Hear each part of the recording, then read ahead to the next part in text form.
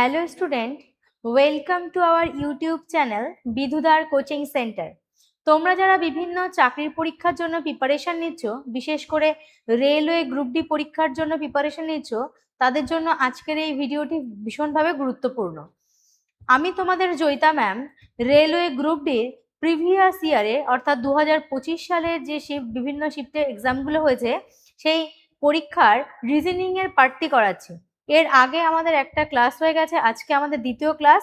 আজ আমরা 2025 সালের প্রথম যে শিফট হয়েছিল নভেম্বর মাসের 27 তারিখ, 2025 নভেম্বরের 27 তারিখ, সেই শিফটে যে 30টি রিজনিং এর কোশ্চেন ছিল তার 1 থেকে 10 পর্যন্ত আমরা আগের ক্লাসে আলোচনা করেছি। আজকের ক্লাসে আমরা 11 থেকে বাদবাকি কয়েকটি কোশ্চেন আলোচনা করব। চলো তাহলে দেখে নিই আজকের প্রথম প্রশ্ন। দেখো, আজকে প্রথম যে প্রশ্নটা আছে 11 দাগের, সেখানে গাণিতিক ক্রিয়া থেকে একটা কোশ্চেন এসছে। এখানে বলা হয়েছে যদি যোগের অর্থ বিয়োগ হয়, বিয়োগের অর্থ গুণ হয়, গুণের অর্থ ভাগ হয় এবং ভাগের অর্থ যোগ হয়, তাহলে নিচে যে সমীকরণটি আছে তার উত্তর কি হবে। দেখো, এখানে আমি আগের দিনের ক্লাসে বলেছি, আজকেও বলছি, এখানে আমরা স্পিড ক্যালকুলেশনের জন্য কি করব, শুধুমাত্র ইউনিট ডিজিট বা এককের ঘরের সংখ্যা যেটা আসবে সেটা নিয়ে হিসাব করব। দেখে নি, দেখো এখানে যে সিম্বলগুলো প্রথমে যে সমীকরণটা দেওয়া আছে, সেখানে যে সিম্বলগুলো চিহ্নগুলো দেওয়া আছে যোগ বিয়োগ গুণ ভাগ, সেটা পরিবর্তন করে যেটা হয়েছে সেটাকে আমরা আগে বসিয়ে নেব। দেখো, 173 বিয়োগ 3 আছে, ভাগ 282 যোগ 164 গুণ 4। আচ্ছা, এবার প্রথমে যে বিয়োগের অর্থ বলা হয়েছে গুণ, তাহলে এখানে গুণ চিহ্ন হয়ে যাবে। আচ্ছা, তারপরে বলা হয়েছে ভাগের অর্থ কি হবে, ভাগের অর্থ হলো যোগ। এরপরে বলা আছে যোগের অর্থ কি, বিয়োগ। এরপরে বলা আছে গুণের অর্থ কি, গুণের অর্থ বলা হয়েছে ভাগ। তাহলে দেখো, এখানে আমার সমীকরণটা সঠিকভাবে ওরা যে নিয়মে বলেছে সে নিয়মে বসানো হয়ে গেল। এরপরে ইউনিট ডিজিটটা বের করতে গেলে আমরা কি করব, দেখো যেহেতু সরল অঙ্ক মতন যে সমীকরণ দেওয়া আছে, এখানে কোনো ব্র্যাকেট বা অফ এর এগুলো নেই, তাহলে এখানে প্রথম কাজ আমাদের কি হয়ে যাবে, অবশ্যই ভাগের কাজ, তারপরে গুণের কাজ। তাহলে ভাগের কাজ যদি হয়, দেখো 4 দিয়ে 164কে ভাগ করলে 4 4 16, 4 1 4, এর আগে আছে কি মাইনাস। আচ্ছা, এরপরে আমাদের আসবে কি গুণের কাজ। তাহলে 3 তিরিকা 9, আমি শুধুমাত্র ইউনিট ডিজিট নেব। 3 তিরিকা 9, আচ্ছা তাহলে ইউনিট ডিজিট 9 থাকলো। এবার এটার আগে কোনো চিহ্ন নেই, মানে এটা যোগ আছে, এবং এখানে ইউনিট ডিজিট কত আছে, 2 আছে, এবং এর ইউনিট ডিজিট কত আছে, 1 আছে, এবং মাইনাস। তাহলে দেখো 9 আর 2 যোগ করলে কত হবে, 11। 11 থেকে 1 বাদ দিলে অ্যান্সার আসবে কত, 10। তাহলে লাস্টে আমার আসবে কি, 0। দেখো একমাত্র শুধু কিন্তু আমার এখানে অপশন সিতেই লাস্টে 0 আছে। তাহলে এখানে আমাদের কারেক্ট অ্যান্সার কি হয়ে যাবে, অপশন সি। এবার যাদের একটু বুঝতে অসুবিধা হচ্ছে, যদি মনে করো যে ইউনিট ডিজিট এইভাবে কি সঠিক হলো ব্যাপারটা, তাহলে তোমরা একটু পুরো যে সরল অঙ্কের মতন বসানো আছে সমীকরণটা, এটাকে ডিটেলসে করে নিয়ে দেখো, অ্যান্সার কিন্তু এটাই আসবে। বোঝা গেছে? তাহলে এখানে অ্যান্সার হয়ে গেল কি 760, অপশন সি। নেক্সট কোশ্চেন দেখে নি।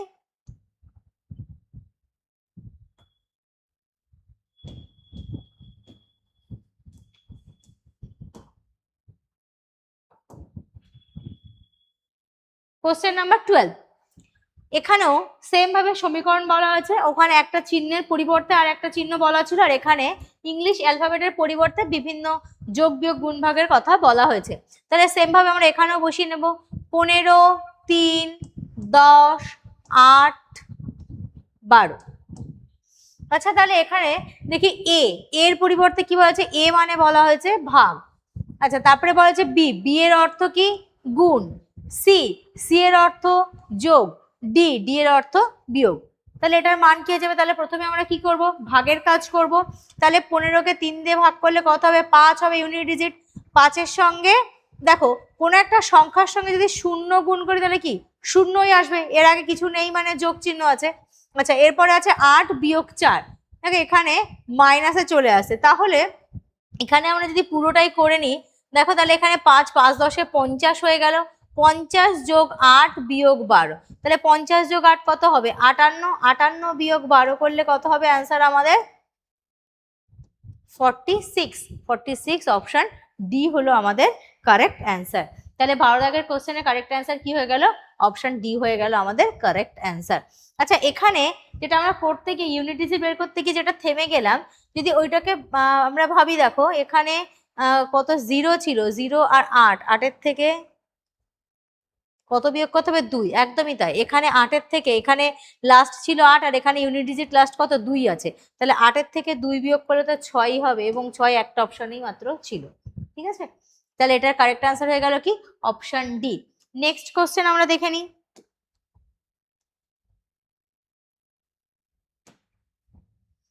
দেখো 13 নম্বরের কোশ্চেনে কি বলা হয়েছে? 13 নম্বর কোশ্চেনে বলা হয়েছে UI 12 একটি নির্দিষ্ট পদ্ধতিতে y(k-2) এর সঙ্গে সম্পর্কিত। অনুরূপভাবে OL9 সম্পর্কিত SN-5 এর সঙ্গে অনুরূপ যুক্তিতে PQ15 নিচের কোন বিকল্পটির সঙ্গে সম্পর্কিত? তার মানে এখানে বলা হয়েছে কি, দেখো UI, এটা এর পাশে আছে কি 12। আচ্ছা, তারপর এটা কার সঙ্গে সম্পর্কিত? এটা y(k-2). তার মানে দেখো এটা UI12 মানে y(k-2), এটা কিন্তু কোডিং ডিকোডিংই, তাই না? কোডিং ডিকোডিং এটাকে এটা আকারে প্রকাশ করা হচ্ছে। এবার আমরা যদি দেখি এই যে UI12 থেকে y(k-2) কিভাবে হলো, দেখো আমি যদি এগুলোকে র্যাঙ্ক বসাই, ইউ এর র্যাঙ্ক কত? 21, I হলো 9, আর এখানে 12 থাকলো। y এর র্যাঙ্ক কত? 25, k এর র্যাঙ্ক কত? 11, আর এখানে হয়ে গেল -2। আচ্ছা, তাহলে এদের এখানে দেখো 21 থেকে 25 কত বেড়েছে?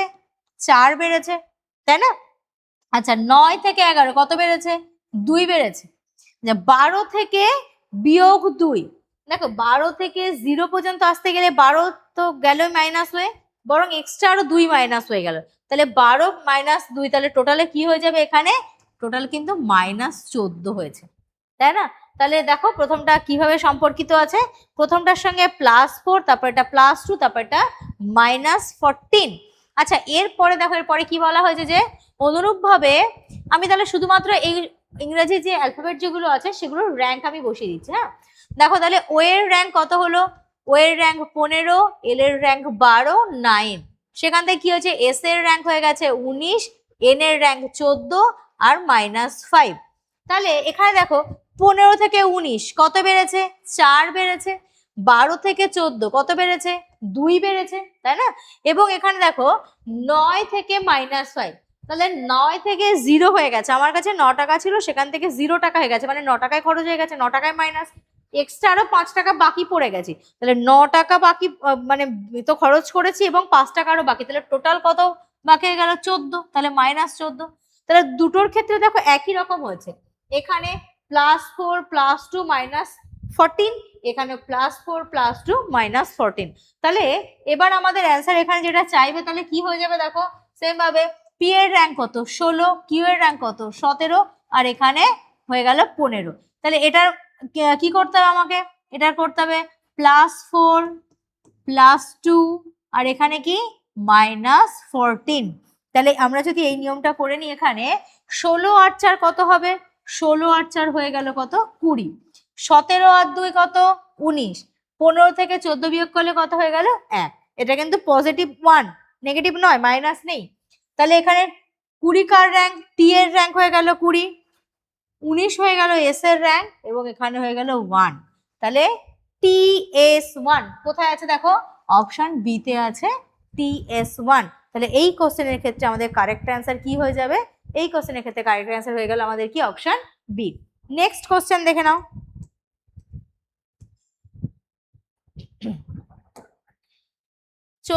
কোশ্চেন নাম্বার 14 বলেছে প্রদত্ত ক্রমের প্রশ্নবোধক স্থানে কোন সংখ্যাটি বসবে? দেখো সবগুলোর আগে কি 600 কমন আছে না? সবগুলোর আগে 600। তাহলে আমি যদি 600 গুলোকে বাদ দিয়ে দিই, বাদ বাকি আমার দেখো সিরিজটা ছোট হয়ে যায়, 16, 10, 12, 6, 8, এরপরে কত হবে? বোঝা গেছে? তার কারণ কেন আমি এটা করেছি, দেখো প্রত্যেকটা কোশ্চেনের ক্ষেত্রে কোশ্চেন পড়ার সঙ্গে সঙ্গে আমি অপশনগুলোকে দেখবো। এখানে সিরিজে দেখছি কি আছে, 616, 610, 612, 606, 608, তারপরে কোশ্চেন মার্ক।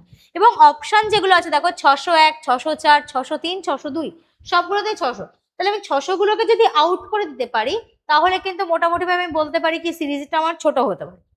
ঠিক আছে, তাহলে দেখো এখানে কি আছে, 16 থেকে 10 হয়েছে মানে -6। ওকে, 10 থেকে 12 +2, 12 থেকে 6 হয়েছে তাহলে এখানে কি -6, 6 থেকে 8 কত হবে +2। তাহলে দেখো একবার -6 +2, -6 +2, তাহলে এরপরটা কি হবে, অবশ্যই -6 হয়ে যাবে। তাহলে 8 থেকে 6 বিয়োগ করলে কত হয়ে যাবে, 8 থেকে 6 বিয়োগ করলে 2, তাহলে এখানে হয়ে যাবে 02। তার মানে আমার অ্যান্সার কি হয়ে যাবে 602। দেখো তো কোন অপশন আছে, অপশন ডি। তাহলে 14 দাগের কারেক্ট অ্যান্সার অপশন ডি। বোঝা গেছে? নেক্সট কোশ্চেন দেখে নি।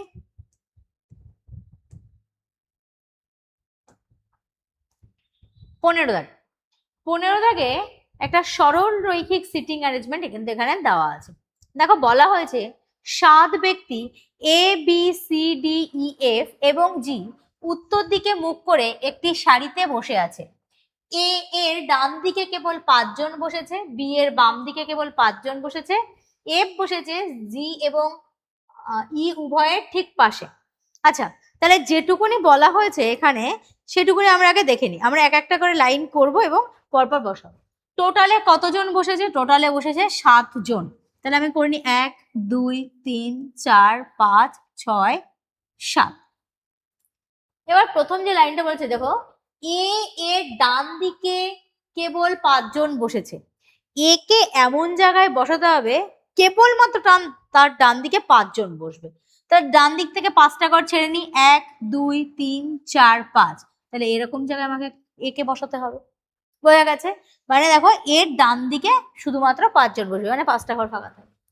তারপরে বলেছে বি এর বাম দিকে কেবল 5 জন বসেছে। তাহলে বি কে এমন জায়গায় বসাতে হবে যেখানে কিনা বি এর বাদিকে 5 জন থাকে। তাহলে 1 2 3 4 5। তাহলে এরকম 5 জনকে বাদ দিয়ে এরকম জায়গায় হবে বি, কারণ এর বাদিকে 5 জন। দেখো 1 2 3 4 5। ওকে, এবারে দেখো বলেছে এফ বসেছে জি এবং ই উভয়ের ঠিক পাশে। এফ বসেছে জি এবং ই এর উভয়ের পাশে। তাহলে এখানে এফ এর দুপাশে জি ই এই দুটো কমন থাকবে। এবার আমরা জানি না এখনো পর্যন্ত এফ এর কোন পাশে জি থাকবে আর কোন পাশে এফ থাকবে, ওই জন্য এটাকে আমরা আলাদা করে বসিয়ে রাখলাম। পরেরটা দেখো বলেছে কি, পরের লাইনে সি বসেছে ই এর বাম দিকে দ্বিতীয় স্থানে। সি বসেছে ই এর বাম দিকে। আচ্ছা দেখো আমি যদি এইটাকে ধরি তাহলে এর বাম দিকে তো অলরেডি এফ বসে আছে, তাহলে তো এটা হবে না, কারণ সি বলেছে কি ই এর বাঁ দিকে সি বসে আছে। তাহলে দেখো আমি এই জায়গাটাতে সি বসাই তাহলে আমি এখানে এফ বসালে আমার এই সিরিজটা কমপ্লিট হচ্ছে, তাই না? সি বসেছে ই এর বাঁ দিকে। তাহলে দেখো এখানে মাঝখানে আমার আচ্ছা লাইনটাকে ঠিক করলাম, বি এর বাম দিকে কেবল 5 জন বসেছে, এফ বসেছে জি এবং ই উভয়ের ঠিক পাশে, সি বসেছে ই এর বাম দিকে দ্বিতীয় স্থানে, আচ্ছা সরি দ্বিতীয় স্থানে, ই এর বাম দিকে দ্বিতীয় স্থান। আচ্ছা সেটাও যদি দেখি আমরা এই জায়গাটার ক্ষেত্রে, এখানে ই তো এখানে বসে আছে, বাম সি বসেছে, আমাদের এই জায়গাটা একটু পড়তে ভুল হয়েছিল, সি বসেছে ই এর বাম দিকে দ্বিতীয় স্থান। তা দেখো এখানে ই 1 2 বাম দিকে দ্বিতীয় স্থানে অলরেডি জি বসে আছে, তাহলে আমাকে এই ইটাই নিতে হবে এবং বাঁ দিকে একটা ঘর ফাঁকা দিয়ে এখানে সি বসাতে হবে, তাই না?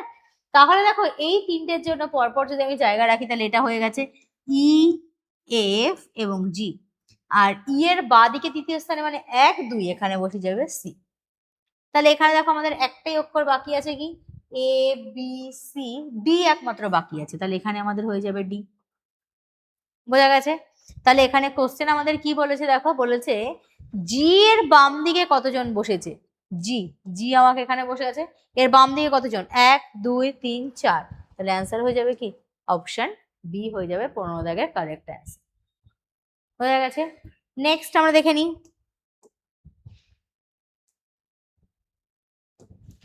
16 দাগ নাম্বারও দেখো একটা রৈখিক সিটিং অ্যারেঞ্জমেন্ট কোশ্চেন দেওয়া হয়েছে। এখানে বলা হয়েছে O P Q R W x এবং ওয়াই একটি সরল রৈখিক সারিতে উত্তর দিকে মুখ করে বসে আছে। দেখো এখনো পর্যন্ত আমরা যে কটা কোশ্চেন পেয়েছি এই সেটে সবগুলো কিন্তু মোটামুটি উত্তর দিকে মুখ করে সরল রৈখিক বলা হয়েছে। তাহলে এখানেও 7 জনের কথা বলা হয়েছে। তাহলে আমরা আগে করে নিই উত্তর দিকে মুখ করে। 1 2 3 4 5 6 7। আচ্ছা, এবার বলেছে পি এর বাম দিকে কেবল দুজন বসেছে। তাহলে পি কে এমন একটা জায়গায় বসাতে হবে যার বাঁ দিকে কেবলমাত্র দুজন বসবে। দেখো এখানে বসিয়ে দিলাম, বাঁ দিকে দুটো ঘরই ফাঁকা আছে। পি এবং ডব্লিউ এর মাঝে কেবল 3 জন বসে আছে। পি এবং ডাব্লিউর মাঝে 3 জন, এখানে তো 2 জন, তাহলে তো হবে না। কতজন বসবে? পি আর ডাব্লিউর মাঝে 3 জন। তাহলে 1 2 3 বাদ দিয়ে এখানে হয়ে গেল আমাদের ডাব্লিউ। ওকে, ডাব্লিউ এবং এক্স এর মাঝে কেবল একজন বসে আছে। ডাব্লিউ এদিকে তো জায়গা নেই, 7 জন হয়ে গেছে, তাহলে এক্স কোথায় বসবে? এখানে, কারণ ডাব্লিউ আর এক্স এর মাঝখানে কেবল একজন বসে আছে। আর বসেছে ও এর ঠিক বাঁ পাশে। আর কোথায় বসেছে? আর কে এমন জায়গায় বসাতে হবে যে কিনা ঠিক ও এর বাঁ দিকে বসবে। ওকে, তাহলে পাশাপাশি দুটো জায়গা ফাঁকা কোথায় আছে? দেখো এখানে আছে, তাহলে এটাতে আমরা বসালাম ও, এখানে বসিয়ে দিলাম আর। এরপরে বলেছে ওয়াই ও ডব্লিউ পরস্পরের ঠিক পাশে বসেনি। তার মানে ওয়াই এবং ডব্লিউ পাশে বসবে না। অলরেডি এখানে ডব্লিউ বসে আছে, তাহলে এখানটা ওয়াই বসবে না, এই জায়গাটা। তাহলে দেখো এখানে একটাই ঘর আমাদের ফাঁকা আছে, তাহলে কি কি বসালাম? ও পি কিউ কে বসানো হয়নি, তাহলে এখানে আমাদের কি হয়ে যাবে? কিউ হয়ে যাবে। আচ্ছা, তাহলে কোশ্চেন কি বলেছে? কিউ এর ডান দিকে কতজন বসে আছে? কিউ এর ডান দিকে তো শুধুমাত্র ডব্লিউ বসে আছে, তাহলে কতজন বসে আছে? শুধুমাত্র একজনই কিন্তু বসে আছে কিউ এর ডান দিকে। তাহলে 16-র অ্যান্সার হয়ে গেল কি? Option C. নেক্সট কোশ্চেন দেখে নাও।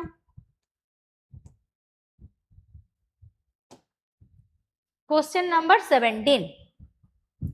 এখানে বলা হয়েছে নিচের ত্রয়ীগুলিতে প্রতিটি বর্ণগুচ্ছ একটি নির্দিষ্ট যুক্তি অনুসরণ করে, পরবর্তী বর্ণগুচ্ছের সঙ্গে সম্পর্কিত প্রদত্ত বিকল্পগুলির থেকে অনুরূপ যুক্তি অনুসরণকারী ত্রয়ীটি চয়ন করুন। তার মানে এখানে দেখো এই একটা লাইন দেওয়া আছে, এই একটা লাইন দেওয়া আছে, এখান থেকে এটা, এখান থেকে এটা, এখান থেকে এটা, এখান থেকে এটা, একটা নির্দিষ্ট নিয়মে হয়েছে। যদি দেখা যায় প্রথমটাকে যদি বসাই, দেখো ইউ আর আই সি, এর পরেরটা কি আর দেওয়া আছে? সি আর ইউ আই, তারপরটা কি দেওয়া আছে? R I U C. ঠিক আছে। আচ্ছা, দ্বিতীয় যেটা বলা আছে দেখো K I D S, S I K D, I D K S. তাহলে এখানে আমি যদি একটা করে অক্ষর কমন নিই, দেখো সবগুলো 4টে অক্ষরই পরপর 3টে লাইনে আছে, এদিক ওদিক করে বসানো, এখানেও 4টে অক্ষরই এলোমেলো করে বসানো আছে 3টে লাইনে। এখানে যদি একটা অক্ষরকে ফিক্সড করি, দেখো আমি ইউ কে যদি নিই, প্রথম লাইনে ইউ বাঁ দিকে ফার্স্টে আছে, তারপরের লাইনে 3 নাম্বারে আছে, তারপরের লাইনে দেখো আবার কোথায় আছে? 3 নাম্বারে আছে। আচ্ছা, এবার দেখো এখানে বাঁ দিকে ফার্স্টে কে আছে প্রথম লাইনে, দ্বিতীয় লাইনে 3 নাম্বারে কে আছে, তৃতীয় লাইনেও 3 নাম্বারে কে আছে। আচ্ছা, এবার আমাদের যেটা বলা হয়েছে যে এই যে নিচের এখানে যে অপশনগুলো দেওয়া আছে, নিচের অপশন অনুযায়ী তাহলে কোনটা আমাদের অ্যান্সার হতে পারে। দেখো তাহলে আমরা প্রথম অক্ষরটা জেনে নিই, যে অক্ষরটা প্রথমে থাকবে সে পরে দুটোতে 3 নাম্বারে থাকবে। তাহলে এখানে প্রথমে আছে এম, এখানে তো 2 নাম্বারে আছে, তাহলে এটা হবে না, এই অপশন কাটা যাবে। এরপরটা প্রথমে আছে এন, তৃতীয়তে এন, এখানেও তৃতীয়তে এন আছে। ওকে, আচ্ছা এরপরটা দেখো প্রথমে এফ, তৃতীয়তে এফ। আচ্ছা এখানে 3টে পড়ে গেছে, তাহলে এখানে একটা অক্ষর নেই, ই নেই, তাই না? তাহলে এখানেও কি হয়ে যাবে? এফ হয়ে যাবে। আচ্ছা এরপরটা দেখো এখানে ফার্স্টেও, তাহলে এখানে থার্ডেও হওয়ার কথা, এখানে এটা হলো না। তাহলে দেখো দুটোতেই আমরা পেয়ে গেলাম প্রথম আর থার্ডে একই একই আছে। আচ্ছা এরপরে আমরা অন্য একটা অক্ষর নিয়ে নিই, যদি আমরা দেখো আর নিলাম, আর আর কালার চেঞ্জ করে নিই একটু, আর নিলাম, প্রথম লাইনে আর সেকেন্ডে আছে, দ্বিতীয় লাইনে সেকেন্ডে আছে, তৃতীয় লাইনে ফার্স্টে আছে। তাহলে দেখে নি সেকেন্ডে আছে এ, এখানেও সেকেন্ডে এ, এখানে ফার্স্টে এ থাকার কথা, কিন্তু এখানে তো নেই, তাহলে এটা হবে না। আচ্ছা, এখানেও দেখি আই ফার্স্টে, এই সেকেন্ডে ফার্স্টে। আচ্ছা, এটার ক্ষেত্রে দেখো এ আছে সেকেন্ডে, এখানে এ আছে সেকেন্ডে, এখানে এ আছে ফার্স্টে, তাহলে এখানে কারেক্ট অ্যান্সার হয়ে যাবে কি অপশন সি হয়ে যাবে আমাদের এই কোশ্চেনটার ক্ষেত্রে কারেক্ট অ্যান্সার। বোঝা গেল? শুধুমাত্র অক্ষরগুলোকে এদিক ওদিক এলোমেলো করে বসালে কিন্তু আমাদের এটার অ্যান্সার হয়ে যাবে। নেক্সট কোশ্চেন দেখে নিই।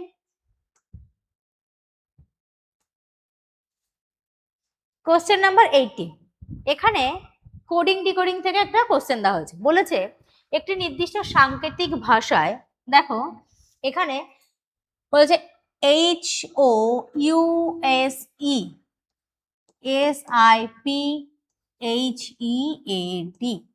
এটার কোড কি দেওয়া আছে BMMAPX। ওকে, আচ্ছা, দ্বিতীয়টা কি দেওয়া আছে HEADWOODROBOT, এটার কোড দেওয়া আছে কি PZBMEY।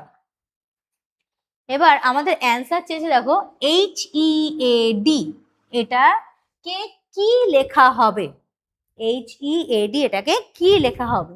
তাহলে আগে আমরা দেখে নিই কোথায় আগে HEAD লেখা আছে। দেখো HEAD এখানেও আছে, এখানেও আছে, দুটোতেই আছে। এবং এই দুটোর মধ্যে, দুটো লাইনের মধ্যে এই একটা শব্দই কি কমন আছে, বাদ বাকি অন্য কোনো শব্দ কমন আছে কি নেই। তাহলে এখানে যে কোডগুলো লেখা আছে এই কোডেও কিন্তু একটাই কোড মাত্র কমন থাকবে। দেখো তো দুটোর মধ্যে কি কমন আছে BM।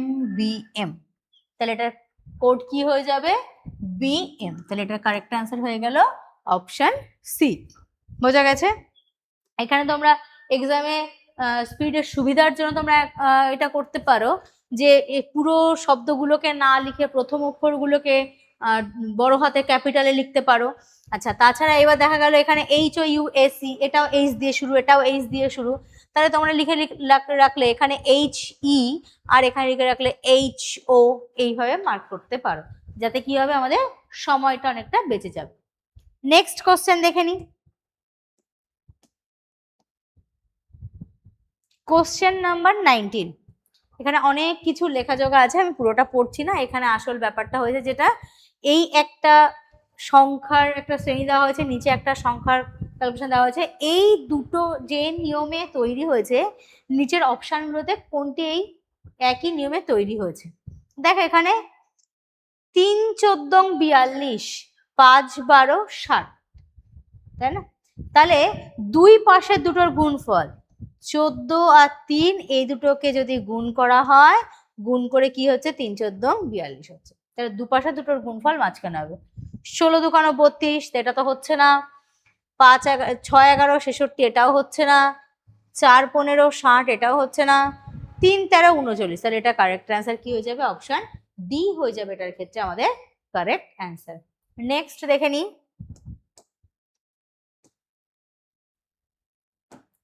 কোশ্চেন নাম্বার 20 বলছে রাধিকা তার ক্লাসে প্রথম দিক থেকে 21তম এবং শেষ দিক থেকে 7তম স্থান অধিকার করেছে, তার ক্লাসে কতজন শিক্ষার্থী আছে। এটা কিন্তু র্যাঙ্কিং এর থেকে একটা কোশ্চেন, ঠিক আছে? দেখো এটাকে আমরা অনেক সহজ এভাবে করে নিতে পারি। একটা ক্লাসে রাধিকা কোন একটা জায়গায় বসে আছে, তাহলে মনে করলাম এরকম একটা জায়গায় রাধিকা বসে আছে। এই জায়গাটাতে কি বলেছে প্রথম দিক থেকে 21তম, এই জায়গাটা প্রথম দিক থেকে 21তম এবং শেষ দিক থেকে 7তম, শেষ দিক থেকে 7তম স্থানে আছে, তার ক্লাসে কতজন। দেখো একটা সারি বা লাইনের যদি প্রথম এবং শেষ থেকে, একটা পজিশনের প্রথম এবং শেষ থেকে অবস্থান আমরা জানতে পারি, তাহলে সেটা বের করা অনেক সোজা। দেখো এদিক থেকে যদি এই পর্যন্ত 21 হয়, তাহলে এর আগে কতজন আছে 20 জন আছে।